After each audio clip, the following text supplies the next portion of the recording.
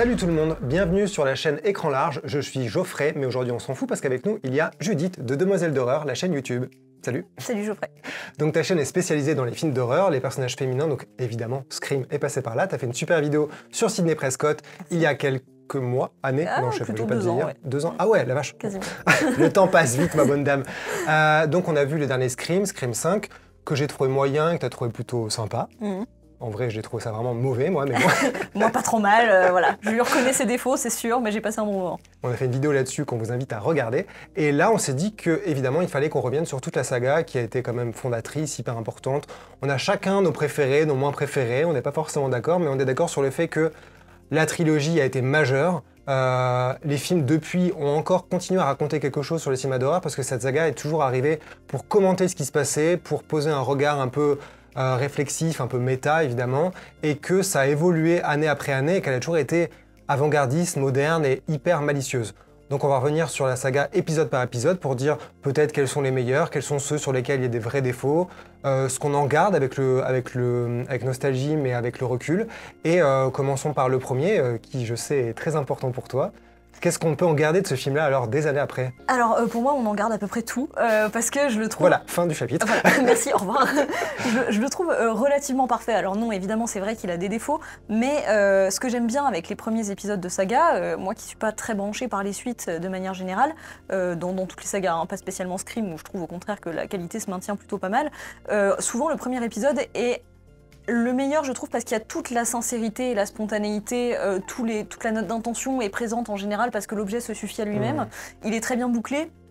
Il n'est construit que par rapport à lui-même et en fait il ne réfléchit pas à une suite, donc en fait il est étudié pour être une unité et en général ça fonctionne. En tout cas Scream, voilà, ça marche très bien. Les suites seront plutôt réussies, mais en tout cas je trouve que le premier a déjà tout l'impact en fait que la saga peut avoir, et même s'il y a de très très belles inventions par la suite et on y reviendra, je trouve que finalement elles sont toutes déjà déductibles du premier. Je trouve qu'il y a déjà tout dans le premier, même si tout n'est pas forcément exploité à ce point-là, voilà.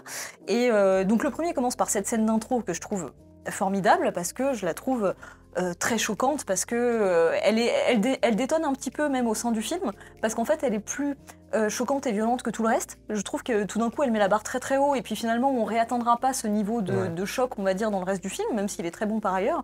Après il y aura davantage d'humour, davantage de second degré, d'autodérision, mais la première scène en fait tout de suite je trouve qu'elle cloue le spectateur sur place. Elle est très très bien écrite, très bien mise en scène, et donc, bon, c'est plus du spoiler à cette époque. J'espère pas.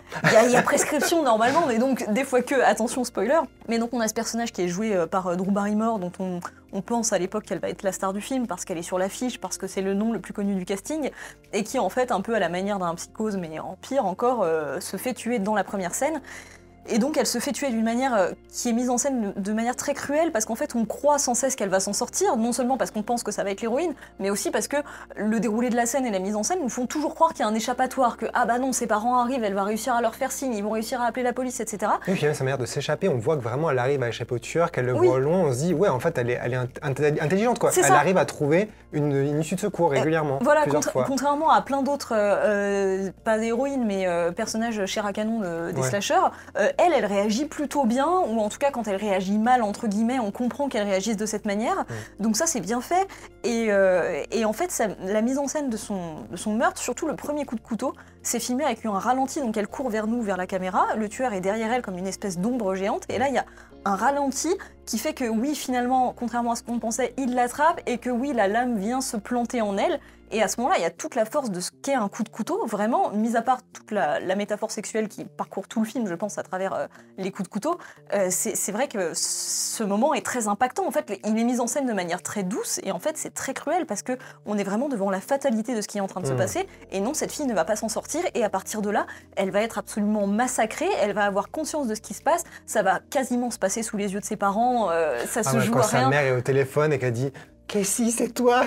C'est affreux, c'est affreux. Ouais. C'est vraiment... Et donc, c'est vrai que moi, c'est un grand souvenir de cinéma. À ce moment-là, je me suis dit, oh, vraiment, cette scène, je la vis mal. Enfin, à la fois, c'est super bien. Le pire plan de cette scène, c'est quand elle est au bord du Porsche et qu'elle dit Oui. Et qu'elle peut plus parler parce qu'elle est en train de mourir et que ses parents rentrent en disant « Oh, les plantes, les pétunias, elles ont poussé et tout. » C'est vraiment horrible, c'est vraiment le pire truc de bascule, de t'as tourné la tête, t'aurais pu éviter tout ça. C'est affreux, et tu vois, c'est là aussi qu'on voit que tout de suite le film place qu'il va utiliser tous les objets, enfin tous les éléments, tous les outils cinématographiques qui sont à sa portée, et là ça va être le son. L'image nous fait croire de manière très naturelle ou instinctivement, on pense que voilà, la voix va sortir. En fait non, c'est tout à fait logique que bon bah il y a des choses qui fonctionnent plus dans son corps et qu'à ce moment-là sa voix ne sorte pas, et donc là ça déjoue toutes nos attentes, et par un jeu de mise en scène on comprend très bien qu'à ce moment-là bah non, elle est en vision périphérique de sa mère qui tourne la tête vers les fleurs et que donc elle ne la voit pas, et en fait voilà, purement par des outils de mise en scène, le film arrive très logiquement à cette conclusion très très cruelle de retrouver bah voilà, de se retrouver face à ses parents qui trouvent le cadavre de leur fille pendu les tripes à l'air à l'arbre en face de chez eux, alors qu'on pensait que ça allait être notre héroïne et qu'on était déjà presque attaché à elle.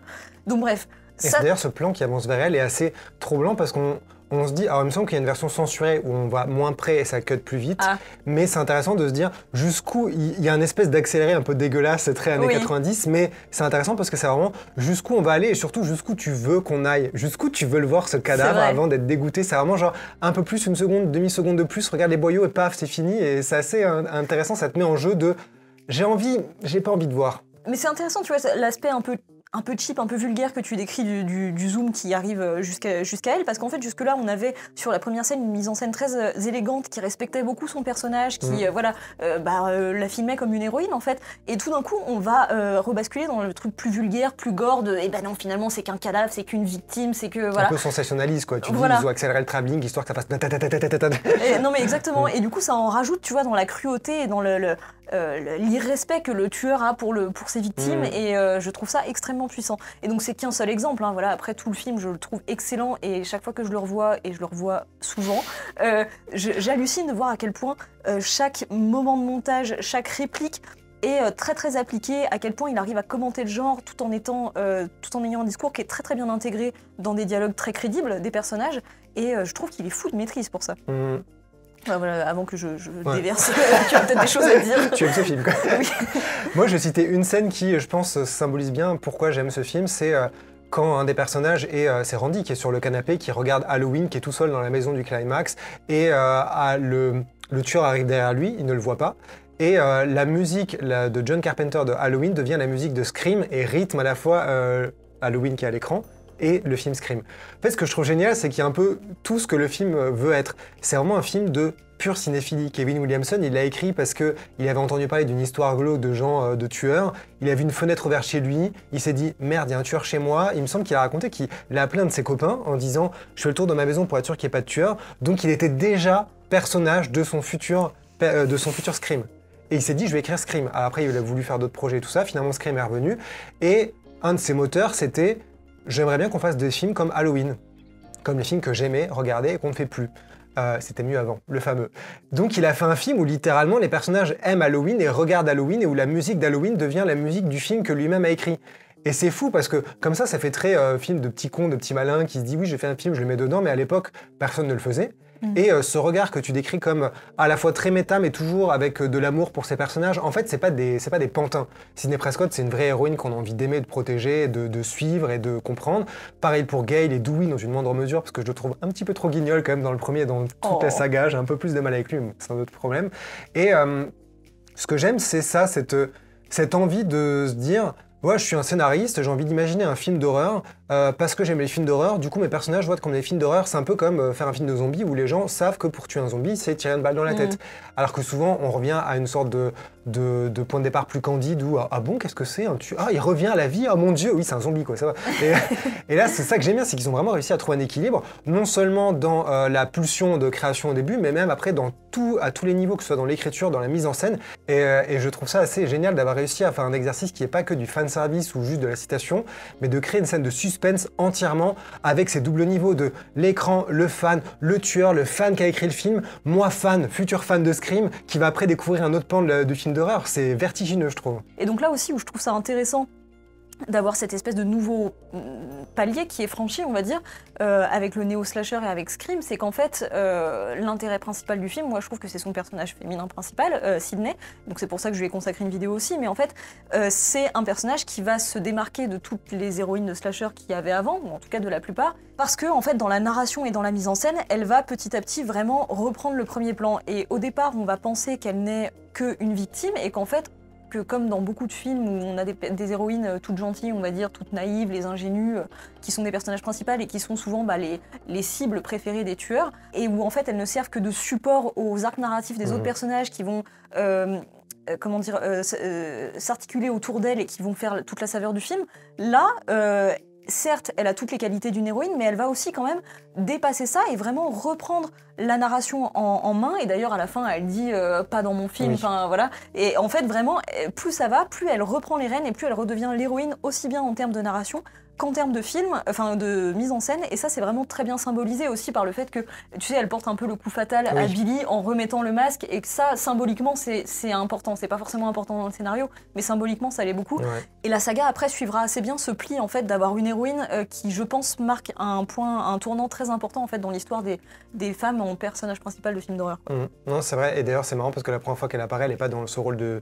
Enfin, qu'on la voit chez elle avant de se faire attaquer, elle est déjà dans un degré de « je ne suis pas une victime ». C'est pas le schéma classique de « je suis molle, je suis molle, je suis molle » et à la fin, paf, je deviens warrior, j'explose tout. C'est que très vite, on sent qu'elle a ça en elle et qu'elle commente elle-même la manière dont les blondes dans les films d'horreur ne font rien avant de le faire elle-même. Genre « ah ok, je comprends en fait ce que c'est d'être dans un film d'horreur, c'est plus compliqué que ça ». Donc c'est vrai qu'effectivement, le personnage de Sydney est super bien. Et un dernier truc que je trouve vachement magique pour clore sur le côté premier Scream, c'est l'alignement de toutes les étoiles, que ce soit Wes Craven qui voulait pas faire le film alors qu'il avait quasiment fondé le genre et que lui-même trouvait qu'il y avait trop de clichés un peu sexistes, pas féministes, dans la manière dont les personnages féminins étaient traités, qui commençaient un peu à être essoufflés en plus de sortir de quelques bides, et que Kevin Williamson, qui est un jeune scénariste, le coup un peu magique de mon scénario, tout le monde se bat pour l'avoir, il se fait avec des producteurs qui sont fans de films d'horreur, donc la meilleure maison possible pour donner vie à cette création en la soutenant, en y croyant, et le coup de Drew Barrymore qui avait le rôle de Sidney Prescott et qui a choisi elle-même de dire en fait j'ai signé pour ce scénario, sachant que, parenthèse, Wes Craven avait signé et changé d'avis parce qu'il avait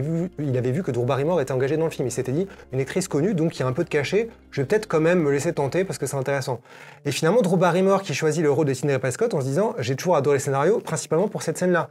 Et donc ça ramène à ce que tu disais sur le choc du début. Donc c'est magique, je trouve, la manière dont tous ces trucs-là se sont passés. 6 mois avant, 2 ans après, ça n'aura pas du tout eu la même tête. Et ça donne un film où on se dit, plus le casting des gens comme Neve Campbell et tout, où on se dit, bon, c'est toujours facile avec le recul, mais c'est un peu les futures stars de demain qui, en fait, ont tellement été associées à ça et peut-être étaient quasiment faites et destinées pour avoir ces rôles, qu'on peut les lier quasiment que ça. Je trouve que le premier est assez marquant dans sa manière de remettre les personnages féminins, et donc effectivement, comme tu le disais, pas que Neve Campbell, mais aussi Gale Weathers et Tatum. Tatum, je trouve que ça saute aux yeux parce qu'on l'a oublié malgré sa scène de mort mi-géniale, mi-burlesque, parce que quand même, elle castre tout le temps son frère qui est Sherry, donc figure d'autorité, plus âgée qu'elle, et en fait, elle est tout le temps en train de l'humilier. Donc voilà, on adore le premier Scream. De toute façon, c'est une évidence, on pourrait faire 3 vidéos entières dessus, mais bon. Qu'est-ce qu'on peut dire maintenant de Scream 2? Moi je sais que j'ai un petit faible pour Scream 2 et que bon, j'ai conscience a posteriori de ce qu'il répète et ce qu'il refait, et comme c'est plus facile de passer après le premier, en plus il a été lancé en 4ème vitesse, il est sorti 1 an après, donc vraiment ça a été le côté industriel dans lequel Scream est tombé très rapidement avec ce succès phénoménal où vraiment la fréquentation a explosé semaine après semaine, donc ça a été un phénomène qui s'est construit non pas dès la sortie mais qui a été fait sur le bouche à oreille, le truc le plus simple et efficace de l'histoire du cinéma et le plus inattendu. Et je vois bien les limites, je vois aussi des histoires de scénarios qui a fuité, de réécriture, même Kevin Williamson qui disait il y avait des fausses fins qu'on avait lâchées, donc tout n'était pas vrai. Mais il sentait déjà le côté, voilà, c'est une machine de guerre. Il faut avancer le plus vite possible et trouver le film et l'histoire. Je suis pas spécialement fan de la révélation des tueurs. Moi, j'ai toujours dit que dans Scream, ce qui m'intéressait, c'était pas les tueurs, c'est vraiment pas ça, c'est le chemin qui m'amuse. Mais ce que j'aime dans le deuxième, c'est déjà le fait qu'il y a plein de scènes que je trouve séparément géniales. Je trouve que je sais que c'était un blasphème, mais encore plus que dans le premier, il y a des scènes que je trouve que je revois régulièrement et qui sont des modèles de mise en scène. Je vois que tu me juges en silence. Tu vois, par exemple, la scène où ils sont dans les coulisses, qui est en plus une succession de plein de scènes. Il y a Gale et Dewey qui vont observer et essayer de regarder leurs vidéos sur le motif que le tueur serait toujours dans les parages. Donc, elle regarde les vidéos que son caméraman a filmées. dans l'amphithéâtre, il n'y a personne, et regarde les vidéos, très vite ça tourne en moment drague, donc ils s'embrassent, d'un seul coup les vidéos changent, et ils se rendent compte que, déjà petit moment comique où lui il a la main sur son sein et il dit « Dewey, c'est pas ça qu'il va regarder, c'est ça !»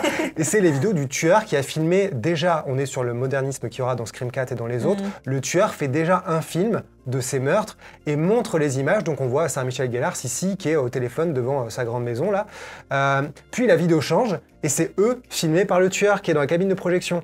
Et j'adore, c'est une scène qui est tellement ludique, on voit Dewey qui monte, regardez dans la cabine de projection, il y a un travelling circulaire, un panneau qui monte, il n'y a personne, on revient sur Gail, là, comme un pantin, il y a le tueur qui sort de nulle part, ça n'a aucun sens, Dewey qui tombe dans les marches, et Gail surtout qui s'enfuit dans les couloirs. La caméra, je la trouve hyper vive, elle la suit, elle va se cacher, et il y a tout ce jeu de cache-cache que je trouve absolument parfait, où elle essaie de se cacher en silence dans les studios avec des murs insonorisés, des vitres insonorisées, et il y a un plan que je trouve tout simple, et qui montre un petit décrochage de point de vue parce que Gail est en train de faire le tour de voir où serait potentiellement le tueur, d'écouter derrière les portes, et elle revient devant une vitre, et là le tueur est juste derrière. Jumpscare, elle se cache, la caméra tourne vers le tueur qui passe la porte, et on décroche du point de vue, on n'est plus avec Gail, et quand la caméra tourne, Gail s'est cachée.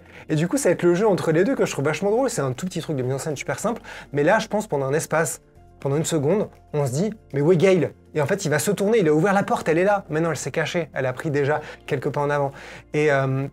Et puis elle passe entre les cloisons, elle va se cacher, puis après il y a surtout ce jeu du son que je trouve génial où Dewey arrive, met le pied dans une pizza, j'ai jamais compris pourquoi, ça il faudrait que Wes Craven et Kevin Williamson m'expliquent, je ne sais pas, je comprends pas ce décrochage comique, mais bon, peu importe. Et il se fait attaquer par le tueur, donc on se dit Randy vient de mourir dans le film, autre scène choc, peut-être que Dewey va y passer, il s'est déjà pris un coup de couteau dans le premier, il est pas mort, là il va y passer.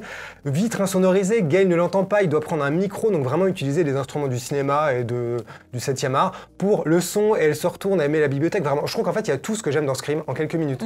Il y a la comédie romantique avec la comédie un peu maladroite, il y a le moment de tension, il y a un quasiment meurtre et le jeu avec qui peut mourir, qui peut y passer, l'amour et la mort, les deux qui sont séparés par une vitre, le silence, la musique de Marco Beltrami qui est super bien, super tendue, vraiment, pour ce genre de truc, j'adore Scream 2.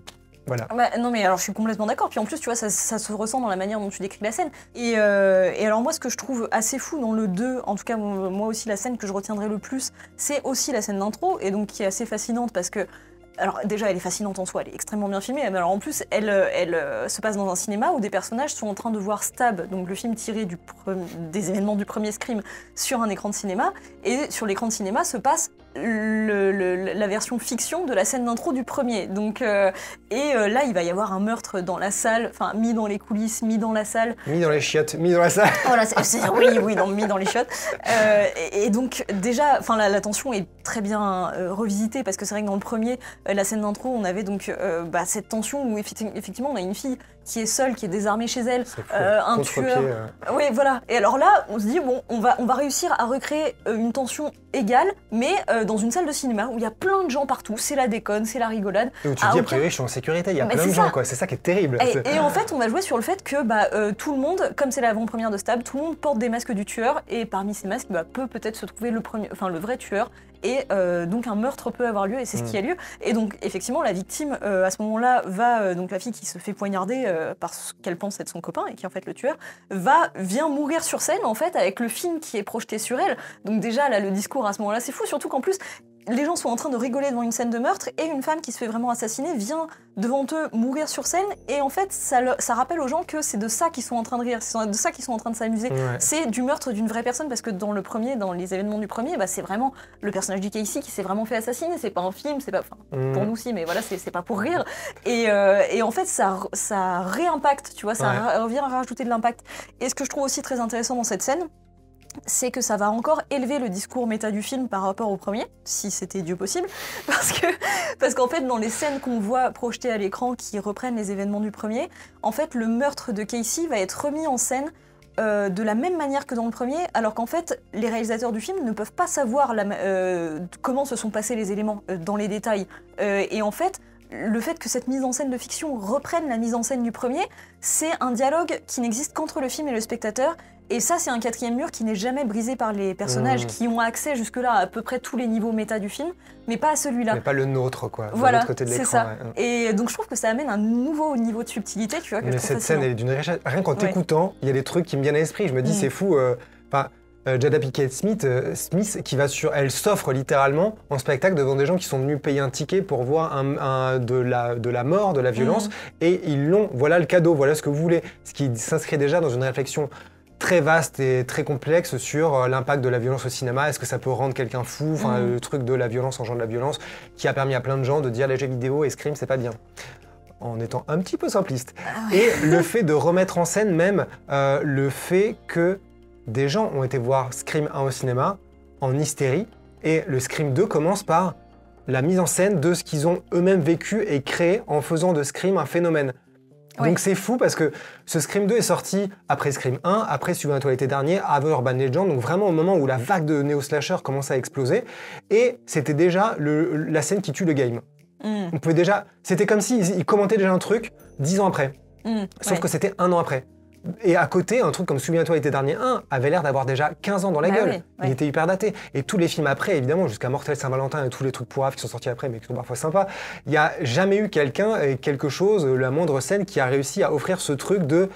En fait, voilà tout ce que c'est. Voilà ce qu'on a créé, voilà ce que vous avez créé, voilà ce qu'on a fait ensemble. Et en plus, je vais en faire un divertissement qui va te faire réfléchir et qui te met toi en jeu, mais moi aussi en tant que scénariste, réalisateur et producteur, et acteur et actrice, donc c'est fou. Il y a quasiment tout dans ça. En fait, ça pourrait être juste un objet d'étude à part entière, cette scène. Mais complètement, mais c'est pour ça aussi que parfois les gens disent que la saga a tué le genre. C'est parce que comment tu veux passer après ça? Il y a un tel regard réflexif sur tout ce que ce film est et tout ce que ce genre est.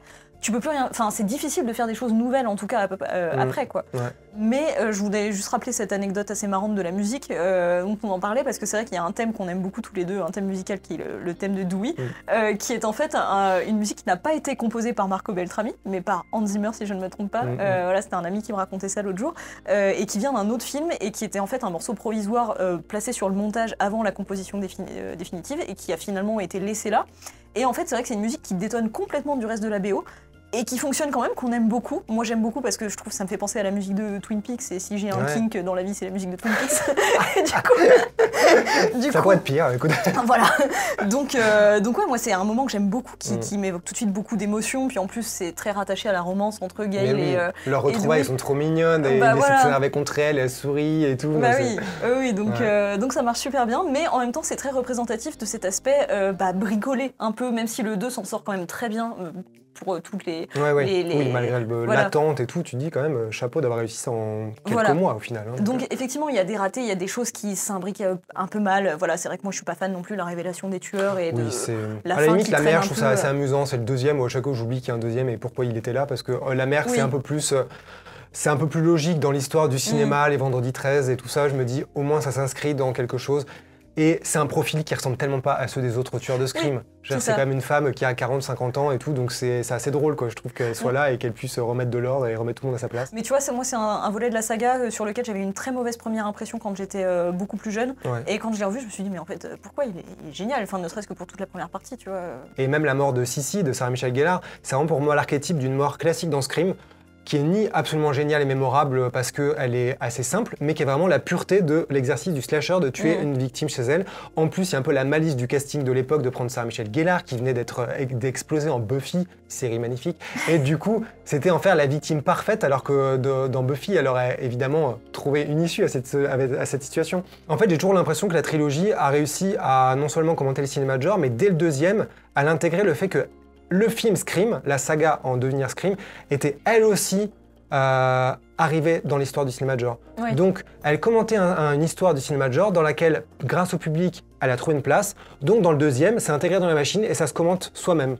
Ce qui, je crois, n'est jamais arrivé dans le cinéma d'horreur au bout d'un deuxième épisode. Qu'un phénomène soit intégré et commenté comme ça d'une manière intelligente. Ouais, et justement, ce que tu disais sur le choix de casting de Sarah Michelle Gellar, c'est aussi... Alors là, c'est pas un choix de casting, mais on note aussi la spontanéité d'une saga qui pouvait encore un peu rentrer dans l'art et du coup oser tuer le personnage de Randy, tu vois.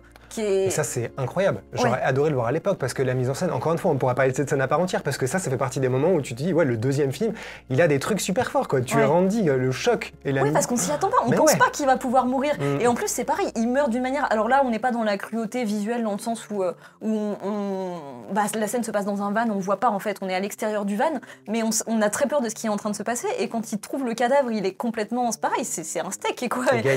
Voilà. Avec un petit zoom et tout. Ouais. Et ça, ouais, ça prend au trip, quoi, Ouais. parce qu'on s'est attaché à ce personnage et qu'on pensait indéboulonnable après le premier. Ouais, puis ce quoi. que j'aime bien, c'est que vraiment le cadre du moment où il est happé, il n'y a pas de place laissée à on s'attend à quelque chose. Toute l'attention est à droite parce qu'il regarde le parc, ça fait 5 minutes qu'il tourne dans le parc, qui est une idée Ouais. assez drôle avec le portable et tout, et il se fait happer par derrière, coupé en plein milieu d'une phrase. Le hors-champ est celui auquel on ne s'attendait pas, du coup c'est vraiment tellement de talent sur on va surprendre les gens au scénario, dans ma mise en scène tu le sentiras pas venir, il n'y a rien qui peut te préparer à ça. Et du coup après tout le monde peut y passer. Bon, pour continuer dans ce côté perfection de la trilogie, j'ai envie de parler de Scream 3 que moi je trouve tellement sous-estimé et tellement génial. Alors vas-y, justifie-toi, pourquoi c'est pas génial? Non, alors déjà je tiens à préciser que j'ai changé d'avis quand même. C'est vrai que tu vois, un peu comme le 2, je sais pas pourquoi j'étais restée avec une impression après mon premier visionnage du 3 qu'il était nul. Et en fait je pense que j'étais trop restée sur l'impression que m'avait fait le dénouement, parce que donc, bon bah voilà, spoiler du 3. C'est nul.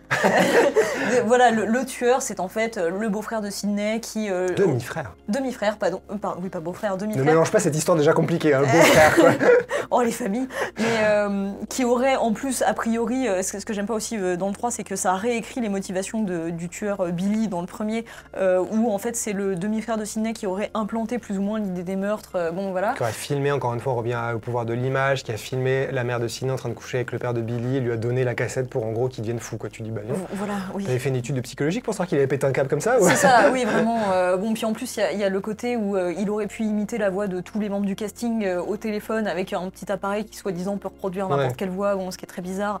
Puis encore une fois, on est voilà, sur des histoires de famille et des enfants qui n'ont pas supporté de ne pas être assez aimés par leurs parents. Oui, on n'en peut plus de ces trucs-là. Ouais, c'est quand même assez inintéressant, ouais. Voilà. Donc j'étais un peu trop restée sur cette idée-là. Et donc c'est vrai que cette fin, je la trouve toujours plutôt décevante, surtout qu'il y a cet aspect un peu marquant où, juste avant que le tueur révèle son identité, c'est la première fois qu'on voit le tueur, Ghostface, parler avec son masque et son costume. C'est-à-dire que jusque-là, dans toute la saga, on avait deux éléments très très séparés, c'est-à-dire là où les voix au téléphone, qui incarnait le tueur de manière vocale, et l'identité de Ghostface, le masque et sa silhouette, le costume noir, etc., qu'il incarnait visuellement. Mais ces deux éléments-là étaient toujours très séparés, c'était soit l'un soit l'autre. Et là, tout d'un coup, on a cette espèce de moment bizarre où Ghostface est là avec son costume et il parle avec sa voix trafiquée, parce qu'on imagine qu'il a la machine cachée sous son masque, ou je sais pas. Et du coup, tu vois, moi ça m'a un peu... Bon, je trouve ça bizarre, tout d'un coup ça le démystifie un peu. Mais bref, avant d'en arriver là, finalement, j'ai redécouvert le film avec plaisir parce que je trouve qu'en fait, c'est brillant cette manière qu'il a de conclure la trilogie en tirant encore une nouvelle fois l'aspect méta au niveau supérieur, où t'en parleras très bien, mais où on passe cette fois-ci dans les studios de cinéma, où on a la reproduction en fait des décors du premier. Et où bah, en fait, la boucle est bouclée quelque part à ce niveau-là. Non, mais je trouve ce film passionnant. À chaque fois que je le revois, je me dis incroyable à tellement de niveaux.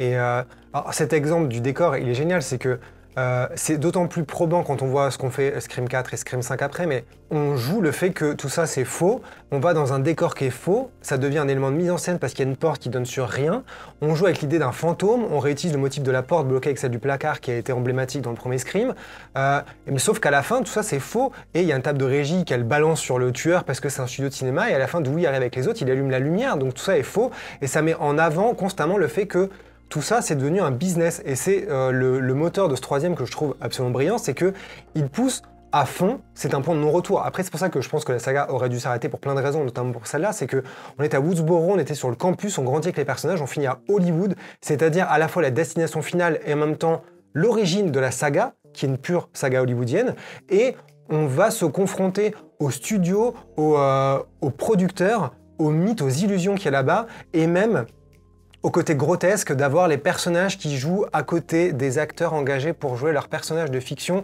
Du coup, ça fait un côté vertigineux. Le meilleur, c'est Gale Weathers avec Courtney Cox et Parker Posey, que je trouve absolument génial, et surtout dans ce film-là, encore plus. Et c'est un jeu tellement drôle d'aller jusque-là et de ne pas faire tomber tout le film dans le grand guignol. L'écriture a été dictée par ce qui était devenu la saga et les gens impliqués. Neve Campbell, par exemple, elle avait un autre truc à faire, donc elle était peu dispo, donc le scénario a été écrit pour qu'elle ait un temps de présence un peu limité. C'est pour ça que les acteurs et les personnages sont séparés. Je trouve que ça fonctionne bien dans le film, mais c'est une contrainte contre la création. Ils auraient peut-être écrit un autre scénario. Kevin Williamson avait une ébauche de scénario, il n'a pas voulu revenir en scénariste, et ça se passe à Woodsboro. Et c'était un fan club qui remettait en scène un truc de Stab pour devenir connu et pour profiter du truc, qu'il a recyclé dans Scream 4. Donc ils ont engagé Ehren Kruger, en insistant sur le côté humoristique, parce qu'en plus il y avait eu Columbine, donc le côté violence Hollywood et tout, c'est pour ça aussi qu'ils se sont dit on va pas à Woodsboro dans un lycée pour tuer des gens. C'est un petit peu sulfureux en ce moment, mais donc il a un peu né dans la douleur du business. Et pour autant, je trouve que il a intégré ça, il a ingéré pour le digérer et en faire autre chose, en faire un espèce de bouffonnerie ultime sur Scream et sur Hollywood en général et sur les sagas, sur eux-mêmes, sur nous qui l'avons vu et tout. C'est genre vraiment, c'est le point d'apothéose que tu vois à tous les niveaux. Et il y a une scène que je trouve qui illustre bien ça, c'est la scène où il y a quelqu'un qui explose avec une maison. On arrive quand même à un degré où Scream se déroule à Hollywood et pour tuer un pauvre personnage merdique second rôle dont j'ai même plus le nom, qui joue le rôle de Dewey dans la fiction, mais qui est vraiment un des second rôles, on le fait exploser avec une maison. Et tout tourne autour de l'excitation de lire le scénario en tant qu'acteur pour eux, mais en tant que spectateur pour nous. Genre, qu'est-ce qui va se passer dans la scène ? On a survolé les 3 premiers, qui forment donc une trilogie assez cohérente avant une grande pause, et ils n'ont jamais perdu les personnages, et je trouve que Sidney, c'est particulièrement évident. Elle a une trajectoire très claire dans les 3 films, et je trouve que dans la 3e, elle se clôture d'une manière belle. On passe de quelqu'un qui était vraiment reclus, qui n'arrivait pas à assumer sa place dans le monde, son héritage malheureux et tragique, et qui vivait complètement hermétique, fermé, et à la fin du film, symboliquement, c'est pas le truc le plus subtil du monde, mais elle est en paix, elle laisse une porte ouverte, non pas à une suite, mais juste à sa vie. Waouh, comme c'est beau, oui. Bordel, j'ai improvisé. Mais c'est ça que je trouve beau, c'est que il y a un happy end pour tout le monde, Gail et Dewey vont se marier, et il y a vraiment le sentiment que Scream, c'est ça en fait, c'était quand même l'histoire de ces 3 personnes. Si ça continue aussi longtemps, c'est pas juste pour les meurtres, parce que derrière le masque, il y avait personne, il y avait tout le monde et donc personne. C'était ces 3 personnages principaux. Mais du coup, aussi dans l'espèce de sous-texte féministe qu'il y a dans la trilogie, je trouve aussi que le 3e conclut ça de manière très puissante, parce qu'il y a cette espèce de personnage de producteur joué par Lance Henriksen qui en fait avoue qu'il a livré en pâture la mère de Sidney quand elle était jeune et qu'elle essayait de devenir une actrice à succès, etc. aux producteurs qui a priori l'ont violée, enfin bon voilà, en tout cas ont complètement abusé d'elle en lui promettant monts et merveilles au sujet de sa carrière, ce qu'il aurait plus ou moins fait vriller, enfin bon bref. Et en fait ce personnage c'est complètement le portrait d'Harvey Weinstein qui produit le film dans la vraie vie. Et donc en fait je ne sais pas quel cynisme industriel a pu permettre que Harvey Weinstein produise un film qui tient un tel discours sur son personnage, mais en fait je trouve ça très puissant que le film lui de son côté ose brosser ce portrait là et ose dénoncer en fait le fait que il y a des pauvres jeunes filles qui soient livrées en pâture aux hommes puissants de ce monde, de cette industrie, et que le film porte un regard très sévère là-dessus. Le personnage dit que au bout d'un moment, elles sont ambitieuses, elles savent bien en gros ce qui va leur arriver. C'est ça, elle l'avait cherché quoi. En gros, voilà. C'est vraiment le discours qui était dans son bureau. Quoi, complètement. Donc, et donc tous les discours en fait qu'on a entendus de la part de pas mal de boomers au moment de l'affaire MeToo et lorsque les accusations sur Harvey Weinstein sont sorties, plein de gens ont sorti ce discours-là justement. Et au final, il se fait égorger par le tueur qui se trouve être le réalisateur d'Instab, donc c'est quasiment une sorte d'alter ego de Wes Craven, à un niveau un petit peu symbolique, qui est celui qui a donc une fois encore mis en scène ces meurtres et qui se révèle être à l'origine des Scream, bah oui évidemment, c'est le metteur en scène de Stab, et qui dit non mais de toute façon j'ai déjà le final cut et qui tranche la gorge du producteur, qui à aucun moment n'a la moindre empathie, sensibilité, c'est vraiment un pourri ce mec-là. À aucun moment il donne le moindre espoir, il est jamais expliqué ou quoi que ce soit. Il est jamais racheté ou quoi, et donc ça aussi je trouve que c'est une conclusion forte aux propos sous-jacents féministes de la trilogie. Quoi. Donc maintenant on arrive malheureusement au dénommé Scream 4. Donc déjà on peut dire qu'il y a eu une grande pause entre Scream 3 et Scream 4 puisque tout le monde s'est dit qu'il fallait arrêter. Entre temps les gens se sont dit qu'ils n'avaient pas de carrière, les producteurs se sont dit qu'ils manquaient d'argent. En tout cas tout le monde est revenu. Wes Craven, Kevin Williamson, les 3 acteurs principaux. Et ça a donné un film qui pour moi est quasiment le pire, mais j'ai vu Scream 5 depuis donc maintenant j'hésite, mon cœur balance.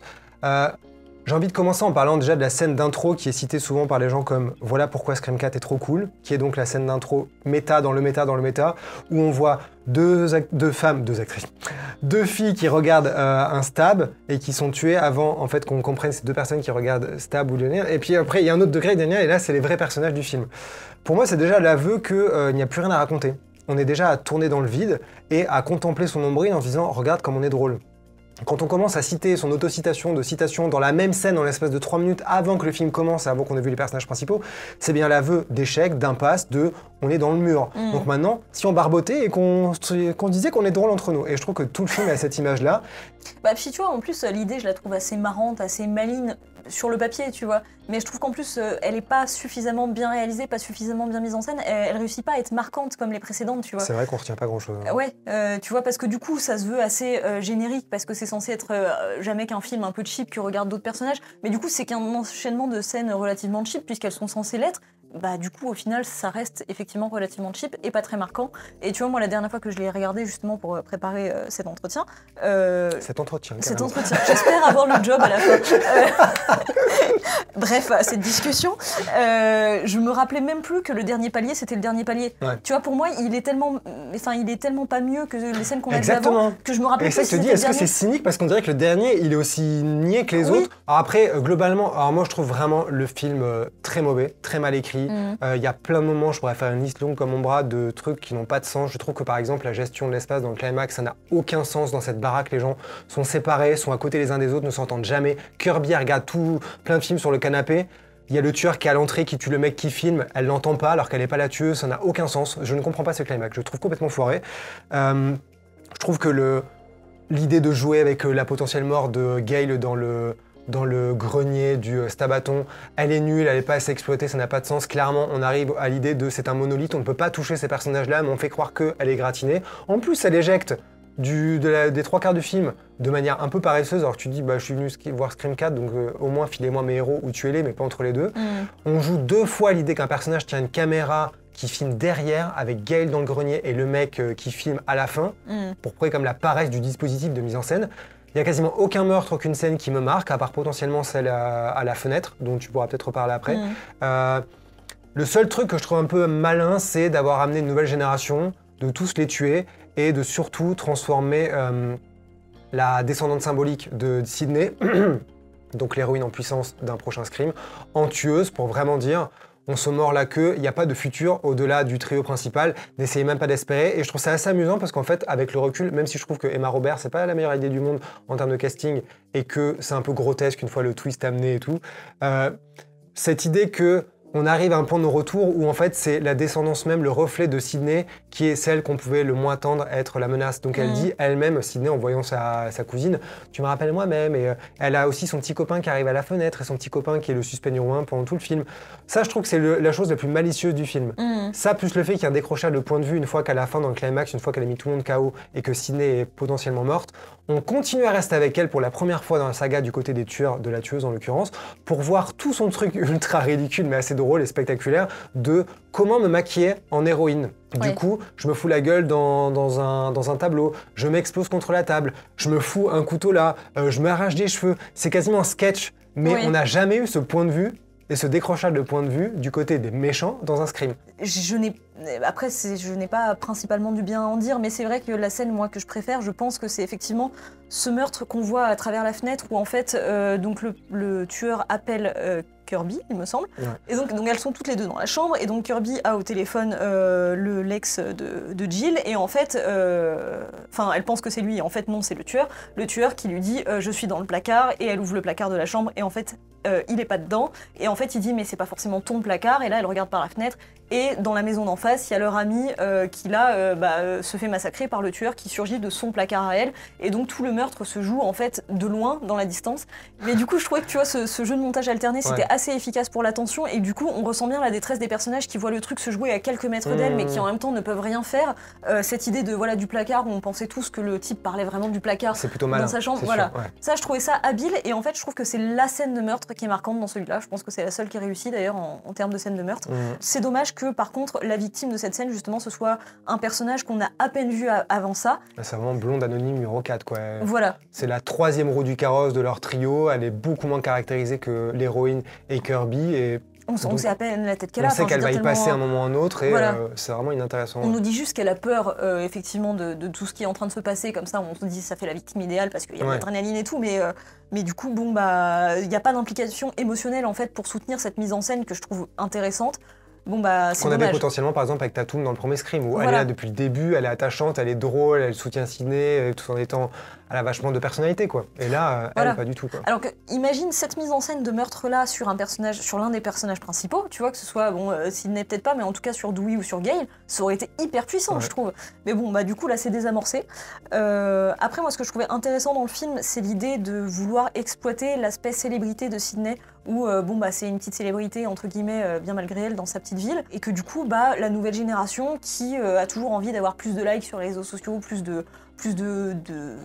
renommée, on va dire, sur Instagram, sur les nouveaux médias, et envie de s'approprier ça. Je trouvais ça assez logique, je trouvais ça intéressant comme chemin. Après, je trouve que le concept est vraiment pas poussé jusqu'à son paroxysme. Surtout qu'en plus, je pense que c'est peut-être dû au fait que Wes Craven a vieilli à ce moment-là, mais je trouve qu'il y a une mécompréhension des jeunes et de leur rapport aux nouveaux médias, parce qu'il y a notamment cette espèce de manière de présenter le personnage qui a toujours sa caméra près de lui et qui filme toute sa vie, tout ce qu'il fait toute la journée. En live. Pour le broadcaster, voilà, comme s'il y avait une sorte de chaîne YouTube en live continue du lycée.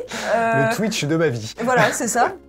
Je pense que tout le monde s'en fout, hein, voilà. Et en fait, il présente ça comme étant la nouvelle génération, enfin la nouvelle manière de communiquer, où Jill, elle dit mais oui, demain tout se passera comme ça. Kirby aussi, elle dit ça c'est vraiment l'avenir et tout. La preuve. Voilà. Alors que voilà, 10 ans plus tard, il se trouve que pas du tout, personne ne fait ça.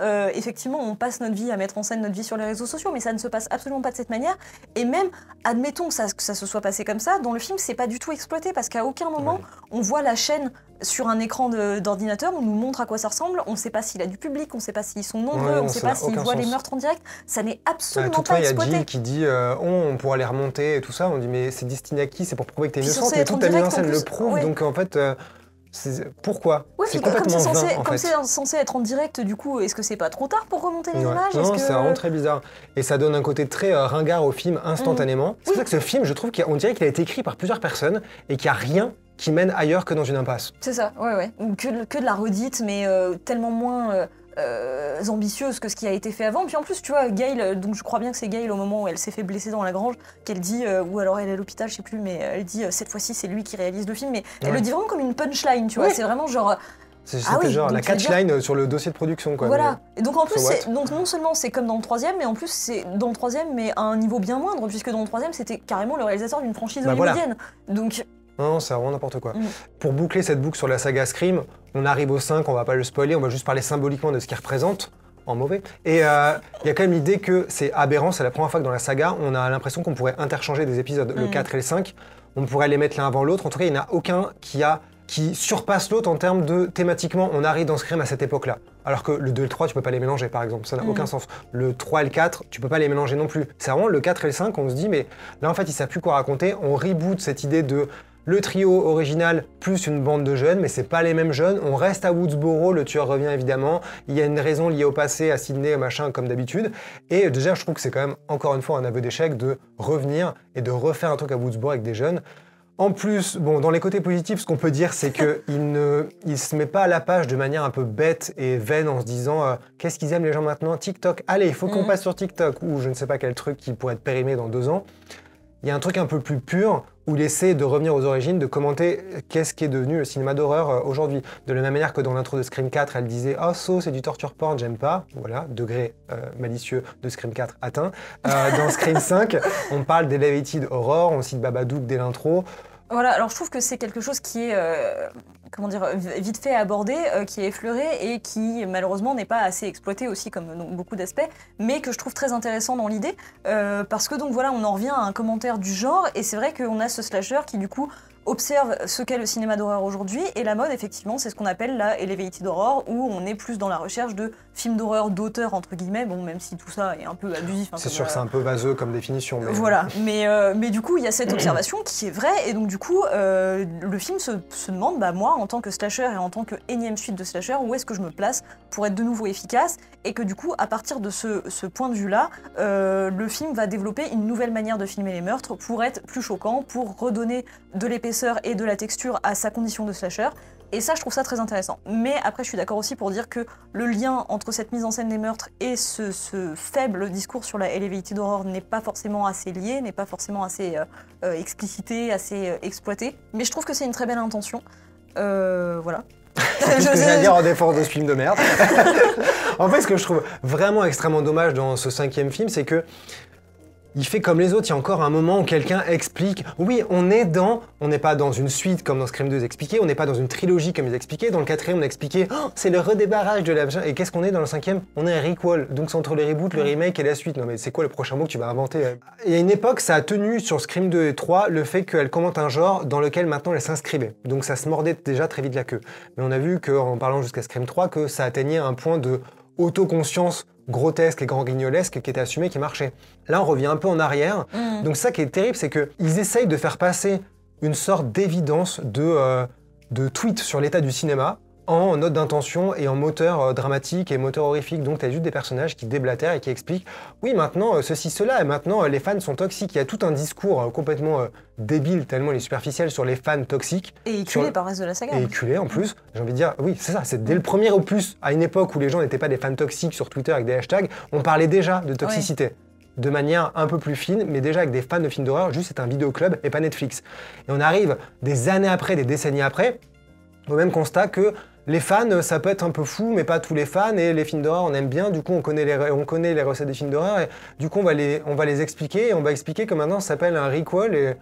mais quel est l'intérêt quoi? Ça n'apporte rien, il n'y a aucun regard réflexif sur la saga, puisque c'est quasiment zappé tous les épisodes, on parle surtout du premier, on n'évoque jamais les autres, et il y a même un moment où pour moi ils font une erreur en disant oui, tout a commencé à cause de Billy Loomis, et j'ai envie de dire non, tout a commencé à cause du demi-frère de Sidney, comme expliqué dans le 3e, et on dirait qu'ils veulent tellement pas assumer faire une sorte de Halloween en se reconnectant au premier pour faire genre, en fait pas de côté, les suites elles sont moins bien, nous on va être mieux, on est plus noble, on revient vers le premier, non, tu passes après tout le monde, et vraiment tu passes vraiment après tout le monde, je t'assure.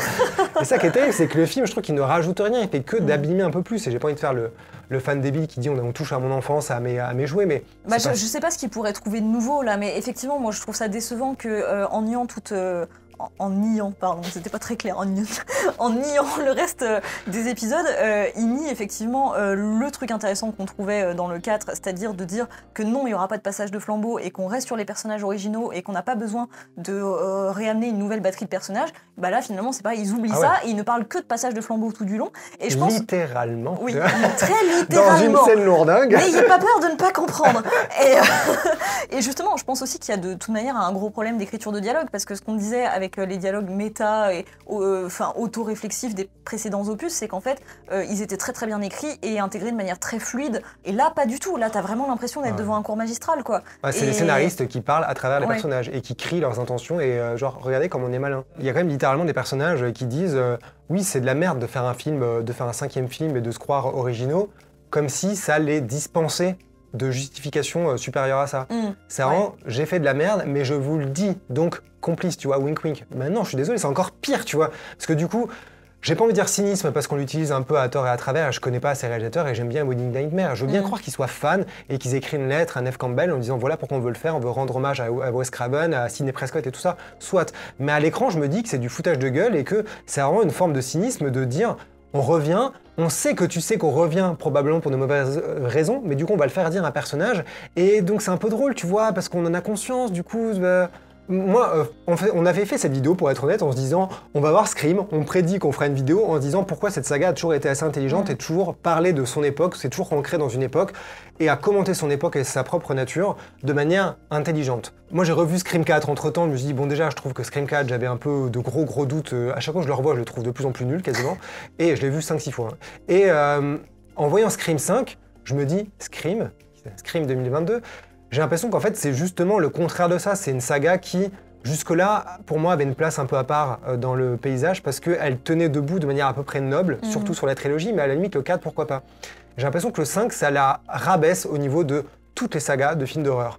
À un niveau moindre parce qu'il n'y a pas autant de suites que Halloween et Massacre et tout ça, mais on arrive quand même à un stade où le truc bégaye, n'avance plus.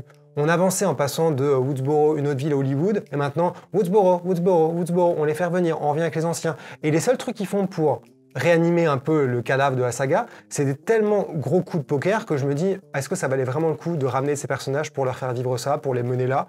pour te justifier en tant que film et réalisateur et scénariste. Alors là, moi, je suis pas tout à fait d'accord pour le coup. Je trouve que tout ce que tu dis marche très bien pour le 4. Et pour le 5, moi, je trouve qu'au contraire, il rajoute un peu de positif. Alors je dis évidemment, le mieux, ce serait de s'arrêter. Mais malgré tout, je trouve qu'il redonne un peu de lettre de noblesse quand même. Parce que justement, dans sa volonté de se replacer au niveau du premier, même avec tous les défauts que ça comporte de nier tout le reste de la série, de la saga, je trouve ça intéressant, la manière, comme je le disais, tu vois, qu'il réutilise des morceaux musicaux qui sont importants, qu'il les réutilise de manière intéressante et intelligente. La mise en scène des mœurs.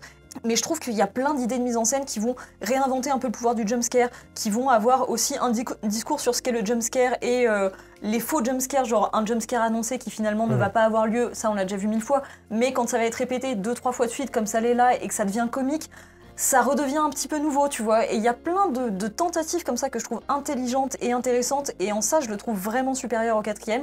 Et encore une fois, ça reste un film que je pense je vais finir par bien aimer, même si je suis d'accord avec tous les défauts que tu soulignes. Voilà, pour ça, moi je trouve qu'il ramène un peu de positif. Alors on est d'accord que c'est une saga qu'il faut laisser tranquille maintenant. S'il vous plaît. Voilà.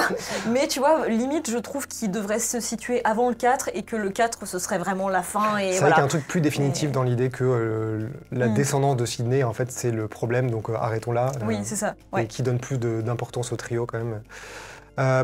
T'es optimiste et moi je suis pessimiste. Je crois que voilà, c'est pas une nouveauté, en tout cas pour ma part. Mais... Et alors, si tu dois donner le meilleur et le pire Scream?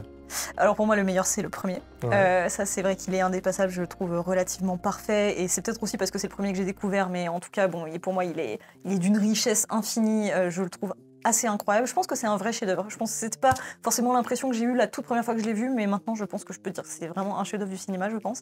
Donc le premier et le moins bon, le 4. Moi, je dirais que le moins bon, c'est le 5e. Et du coup, le premier, j'ai vraiment du mal parce que... Ah, t'as trop peur de ce que je vais dire. Oui. Toi, aie peur de moi plutôt. Je trouve honnêtement que la trilogie est vraiment parfaite en elle-même. Et je sais que le premier, c'est celui avec lequel j'ai le moins d'attache et que je regarde le moins souvent. Et je ne sais pas que c'est parce que c'est pas juste parce que c'est pas le premier que j'ai vu, parce que j'ai vu le deuxième et j'ai vu le premier et le troisième. Donc je ne saurais pas dire, si je veux vraiment choisir, j'ai l'impression que le deuxième a un excellent équilibre. Okay. Mais que j'aime vraiment les trois et je trouve que la trilogie en elle-même, c'est une trilogie d'horreur assez parfaite. Je suis pas sûr qu'il y ait d'autres trilogies d'horreur qui me viennent comme ça en tête où je trouve qu'il y a un truc de conclusion et de vraiment la boucle est bouclée et les trois passent des paliers et tiennent un cap et referment la boucle à la fois dans le côté méta Malice et la trajectoire des personnages qui sont pas oubliés. Pour moi, c'est quand même assez génial. C'est le maître étalon pour moi dans le genre et je pense que ça n'a pas été dépassé ni égalé depuis d'ailleurs. Ouais. Mais peut-être qu'il y aura Scream 6 et qu'on verra une trilogie de merde en miroir, tu vois, de... Yes, on a hâte. Bon, on a beaucoup trop parlé de Scream aujourd'hui, donc on va conclure cette vidéo.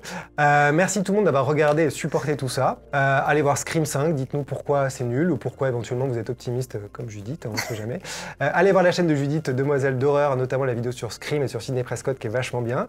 Abonnez-vous à Écran Large, dites tout dans les commentaires ce que vous en pensez. Soutenez-nous en vous abonnant au site, on met un lien dans les commentaires. Aimez-nous, détestez-nous, en tout cas, soyez là. Salut!